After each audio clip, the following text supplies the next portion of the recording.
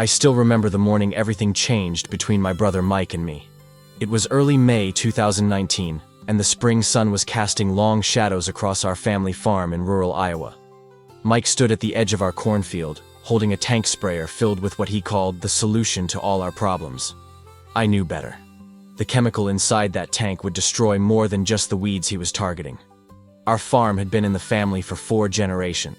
Grandpa Joe had started with 60 acres in 1924, and through decades of hard work and careful expansion, we'd grown it to 800 acres of prime Iowa farmland.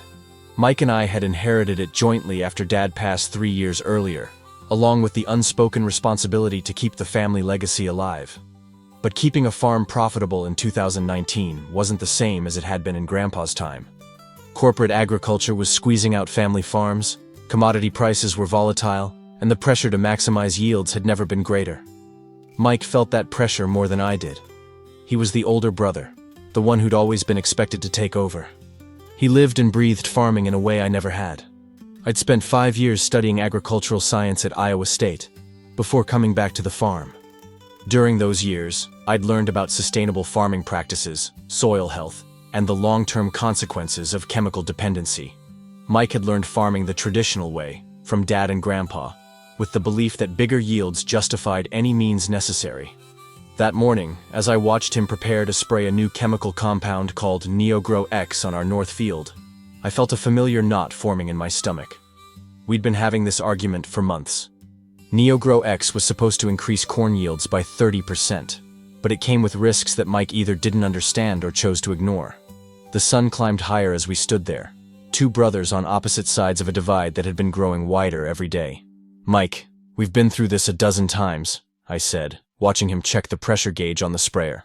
"NeoGrow-X hasn't been fully tested for environmental impact. The EPA approval is still preliminary."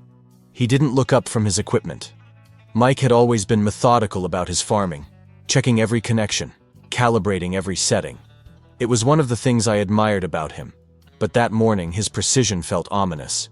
"The Johnson farm used it last season and got the best yields in the county," he replied, his voice carrying that stubborn edge I knew too well. "Tom Johnson showed me his books, 32% increase over his 5-year average." I'd heard about the Johnson farm's success, but I'd also heard rumors about problems that weren't making it into the agricultural reports. There were whispers about soil pH changes, about beneficial insects disappearing, about neighboring farms experiencing unexplained crop failure. Nothing concrete enough to make headlines, but enough to make me worried. Our farm sat at the headwaters of Deer Creek, which eventually flowed into the Cedar River. Any chemicals we used would travel downstream, affecting not just our land, but dozens of other farms, and eventually the water supply for 3 small towns. The responsibility of that had always weighed on me more than it seemed to weigh on Mike. "Tom Johnson's land is different from ours," I argued. "His soil composition, his drainage patterns, everything. You can't just copy what worked for him and expect the same results." Mike finally looked up at me, and I could see the frustration in his eyes. "Danny, we're 3 months behind on our loan payments. The bank is breathing down our necks. We need something that works, and we need it now." That was the heart of our problem. Mike was focused on the immediate crisis, while I was worried about consequences that might not show up for years. The financial pressure Mike was feeling wasn't imaginary. After Dad's death, we'd discovered that the farm was carrying more debt than either of us had realized. Medical bills from Dad's cancer treatment, combined with 2 years of poor harvests due to unusual weather patterns, had pushed us to the edge of bankruptcy. Mike had been handling the books since Dad got sick, trying to shield both Dad and me from the worst of it. When the truth finally came out, we owed $340,000 to the bank, plus another $80,000 to various suppliers and creditors. The farm was profitable on paper, but cash flow was strangling us. "I've run the numbers," Mike continued, connecting the hose to his tractor's power takeoff. "If NeoGrow-X does what they claim, we'll be back in the black by harvest. If we stick with conventional methods, we'll lose the farm by Christmas." I understood his logic, but I also understood the science behind NeoGrow-X. The chemical was a modified organophosphate compound that worked by disrupting protein synthesis in plants, somehow enhancing growth in crops while suppressing weeds. The mechanism wasn't fully understood, and the long-term effects were largely unstudied. There have to be other options, I said. We could apply for emergency farm assistance, or look into crop insurance, or even consider selling the North Field to that development company. The suggestion of selling land hit Mike like a physical blow. I saw him flinch and immediately regretted mentioning it. The idea of breaking up the family farm was something neither of us wanted to consider, but it had been on my mind as a last resort. We're not selling Dad's land, Mike said quietly. And we're not going hat in hand to the government for handouts. We're farmers, Danny. We solve our problems by farming. I watched him climb onto his tractor, and I knew the conversation was over. Mike had made his decision, and nothing I said was going to change it. As Mike started the tractor and began his first pass across the North Field, I felt a sense of helplessness that I'd never experienced before. We'd always been close, Mike and I. Growing up, he'd been my protector, my teacher, my best friend. Even when we disagreed, we'd always found a way to work through it. But this felt different. This felt like a fundamental break in how we saw the world, and more importantly, how we saw our responsibility to the land we'd inherited. I walked back to the farmhouse, a 2-story white clapboard building that had been home to 4 generations of our family. Mom was in the kitchen, as she always was during planting season, preparing the massive lunches that would fuel our long days in the field. "You boys work it out?" she asked, not looking up from the sandwiches she was making. Mom was 73 and had seen enough farm disputes to know when her sons were heading for trouble. She'd been through this with Dad and his brother Uncle Carl back in the 80s, when they'd fought over whether to invest in new irrigation equipment. That fight had split the brothers for 5 years. "I don't think so, Mom," I admitted. Mike's made up his mind. She nodded slowly, still focused on her work. Mom had a way of staying busy with her hands when her mind was working on bigger problems.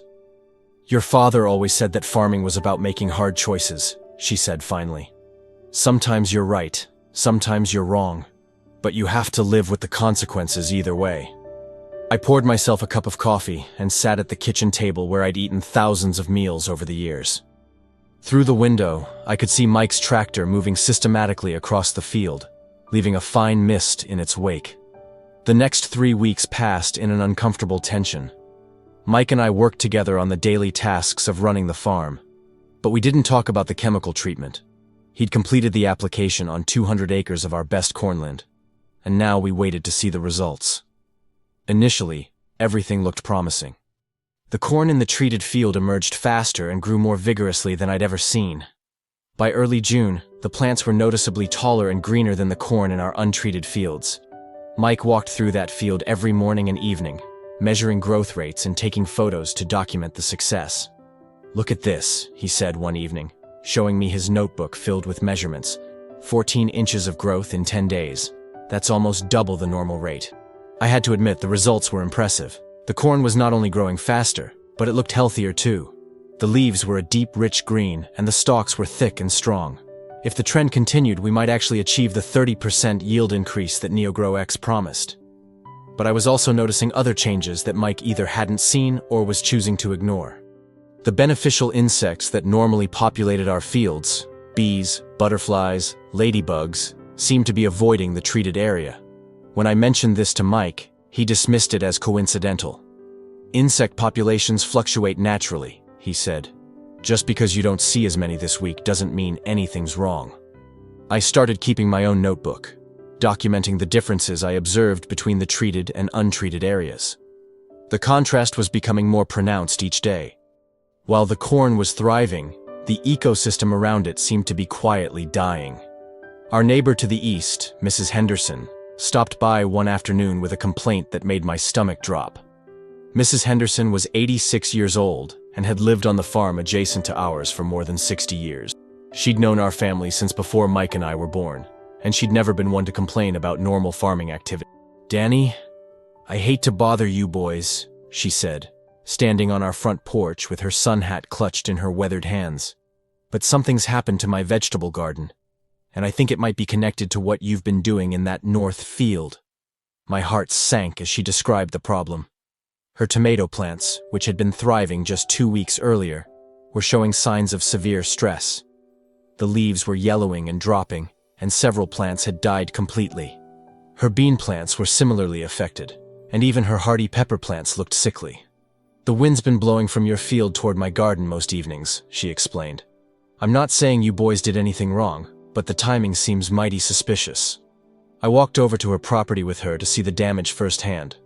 Mrs. Henderson's garden had always been immaculate, a showcase of careful cultivation and deep agricultural knowledge. What I saw that day looked like a chemical burn zone. Plants were dying in a pattern that followed the prevailing wind direction from our treated field. When I mentioned Mrs. Henderson's complaint to Mike that evening, his reaction surprised me with its intensity. "She's 90 years old, Danny. Her garden's been declining for years.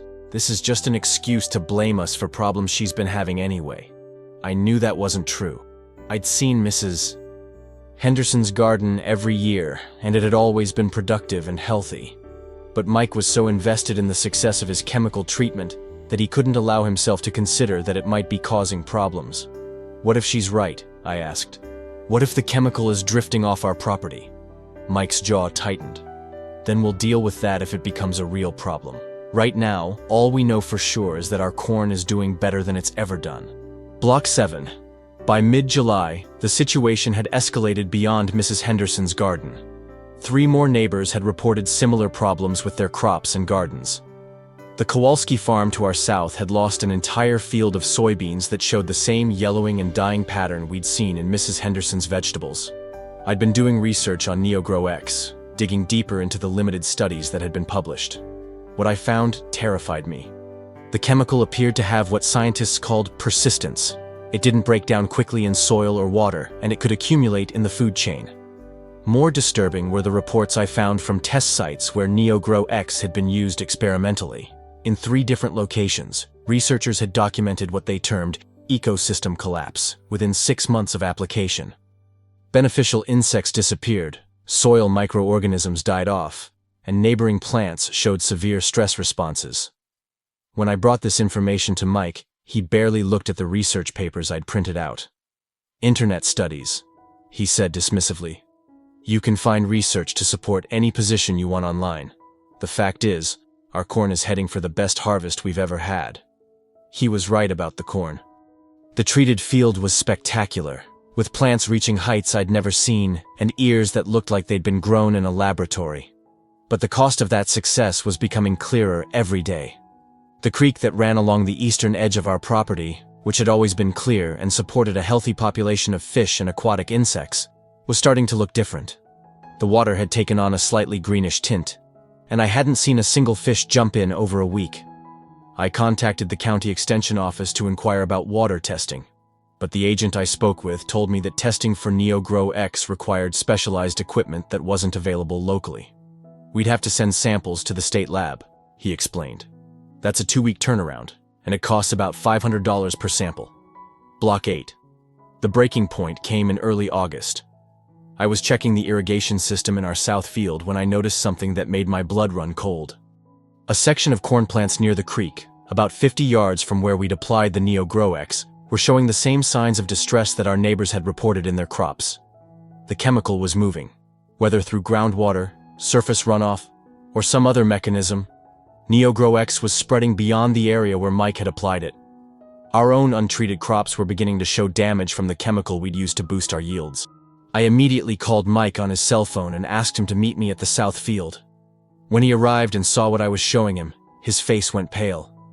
"This doesn't make sense," he said, kneeling down to examine the damaged plants. "We didn't spray anywhere near here." "Mike, chemicals don't respect property lines," I said as gently as I could. "NeoGrow-X is more persistent than we thought. It's moving through the watershed." For the first time since this whole ordeal began, I saw doubt in my brother's eyes. He walked along the line of damaged plants, touching the yellowed leaves and examining the stressed stalks. The evidence was undeniable. "How far could it spread?" he asked quietly. I'd been asking myself the same question for weeks. Based on the research I'd done and the pattern of damage I was seeing, I had a terrible suspicion about the answer. "Mike, I think we need to call the State Environmental Agency.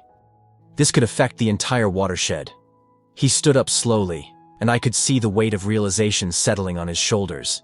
The chemical treatment that was supposed to save our farm might end up destroying not just our land, but the land of every farmer downstream from us. Block 9. The call to the Iowa Department of Natural Resources changed everything. Within 48 hours, our farm was swarming with environmental scientists, water quality specialists, and state inspectors. They set up testing equipment in our fields, took soil samples from dozens of locations, and began the process of mapping how far the chemical contamination had spread.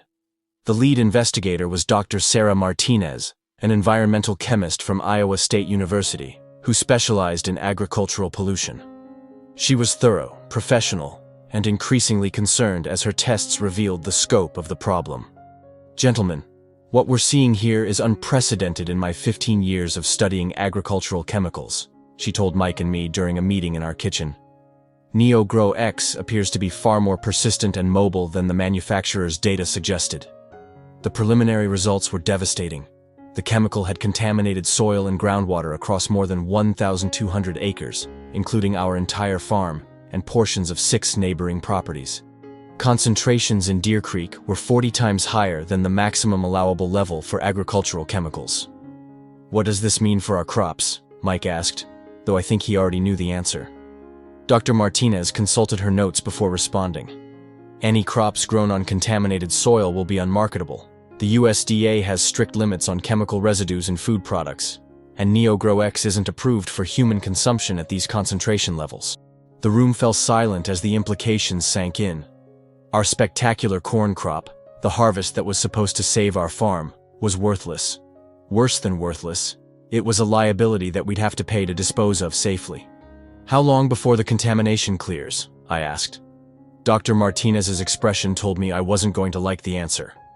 "Based on the chemical's persistence characteristics, we're looking at a minimum of 5 years before soil concentrations drop to acceptable levels. It could be longer." Block 10. The financial consequences hit us like an avalanche. Within a week of the state's announcement about the contamination, our crop insurance company denied our claim, citing damage caused by unapproved agricultural practices. The bank, which had been pressuring us about late payments, immediately called in our entire loan, demanding payment in full within 30 days. But the financial ruin was just the beginning. 7 neighboring farms were now unable to market their crops due to contamination from our chemical application. The Kowalski family alone was facing losses of over $200,000. Mrs. Henderson's property had been designated a contamination zone, making it virtually unsaleable. Mike aged 10 years in 10 days. The brother who had always been confident and decisive became quiet and withdrawn. He spent hours walking through the contaminated fields, staring at the corn that had grown so magnificently, but was now toxic waste. "I was just trying to save the farm," he said to me one evening as we stood looking at the yellow caution tape that surrounded our north field. "Everything Dad and Grandpa built, I was trying to keep it alive." The lawsuits began arriving the following week. 7 different law firms representing affected neighbors had filed claims against us, seeking damages for crop losses, property devaluation, and environmental remediation. The total amount of the claims exceeded $2 million. Our insurance company informed us that our liability policy had an exclusion for pollution events, meaning we'd be personally responsible for any judgments. Our lawyer, a family friend who'd been handling our legal affairs for 20 years, was blunt about our situation. "You need to prepare for the possibility of losing everything. The farm, the house, any personal assets you have. This kind of liability can't be discharged in bankruptcy." I watched my brother absorb this information, and I saw something break inside him that I knew would never be repaired. Block 11. The media attention began in September, when the Des Moines Register published a front-page story about what they called Iowa's worst agricultural contamination incident in a decade. The article included aerial photos of our farm, with the contaminated areas clearly visible as yellowing patches in an otherwise green landscape. Mike stopped leaving the house, except for essential errands. He couldn't face the looks from people in town who had read about our situation in the newspaper. The shame was eating him alive, and I watched helplessly as my brother retreated further into himself each day. The NeoGrow-X manufacturer, ChemCorp Industries, initially denied any responsibility, claiming that Mike had violated application protocols. They sent their own investigators to our farm, who concluded that we had applied the chemical at too high a concentration and in unsuitable weather conditions. Mike and I both knew this wasn't true. He'd followed the application instructions exactly, measuring and calibrating everything precisely, but proving that in court would require expensive expert witnesses and technical analysis that we couldn't afford. The State Environmental Agency published their final report in October. The document was 127 pages of technical analysis, but the conclusion was simple. NeoGrow-X was far more dangerous than anyone had realized, and our farm had become an unintended testing ground for its long-term effects. The extent of environmental damage observed at the Martinson farm suggests that NeoGrow-X poses unacceptable risks to agricultural ecosystems, the report concluded. We recommend that EPA approval for this chemical be immediately suspended pending further safety study. 2 weeks later, the EPA announced a temporary ban on NeoGrow-X sales, pending a comprehensive review of its safety data. Mike received this news with bitter irony. His disaster had potentially saved other farmers from the same fate, but it came too late to save him. Block 12. By Christmas of 2019, we'd lost everything. The bank had foreclosed on the farm in November, and the house was scheduled for auction in January. Mike had moved into a small apartment in town, working part-time at the hardware store for barely enough money to cover rent and groceries. I'd been more fortunate finding work with the county soil conservation office, where my agricultural science background was valuable. But I carried my own burden of guilt, wondering if I could have done more to stop Mike from using the chemical, if I could have found a way to make him listen to my concerns. The farm was purchased by a development company that planned to build houses on the portions that weren't contaminated. The north field, where Mike had applied NeoGrow-X, was designated as a long-term remediation site. The state estimated it would take 15 years and $3 million to clean up the soil enough to make it safe for residential development. Mrs. Henderson died in February, never recovering from the stress of losing her home and garden. Her family blamed us for accelerating her decline, and I couldn't argue with them. Mike didn't attend her funeral. He couldn't face her family, and honestly, neither could I. The lawsuits were still pending, but our lawyer had negotiated settlements that would keep us from personal bankruptcy in exchange for surrendering any claims to the insurance settlements. Mike would be paying monthly installments to damaged neighbors for the rest of his life. "At least it's over," Mike said to me one day as we drove past the old farm. "At least we know how bad it is now." But I knew it wasn't over. The contamination would persist for years, affecting not just our former farm, but the entire watershed. Fish were still dying in Deer Creek, and 2 municipal wells downstream had been closed due to chemical contamination. Block 13. 3 years have passed since the disaster, and Mike and I are slowly rebuilding our relationship. He's never explicitly apologized for not listening to my warnings. Mike's pride runs too deep for that. But he's acknowledged that he made a terrible mistake. He's become an advocate for stricter regulation of agricultural chemicals, speaking at farmer meetings and agricultural conferences about the dangers of unproven treatments.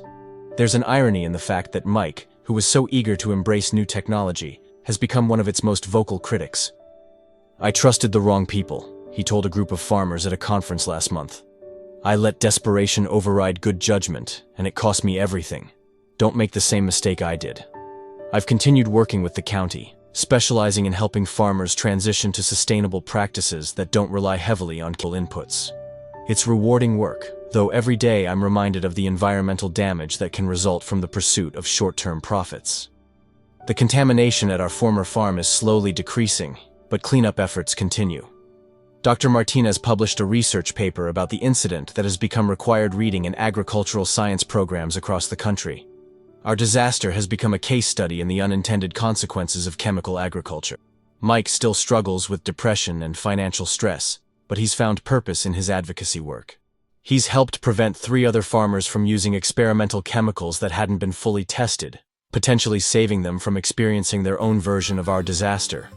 Sometimes I wonder what would have happened if I'd been more forceful in opposing Mike's decision, if I'd found a way to physically stop him from applying the chemical. But I've learned that guilt is a luxury I can't afford. The damage is done, and all we can do now is try to prevent others from making the same mistakes. The land will recover eventually. The question is whether we've learned enough from this experience to prevent it from happening again.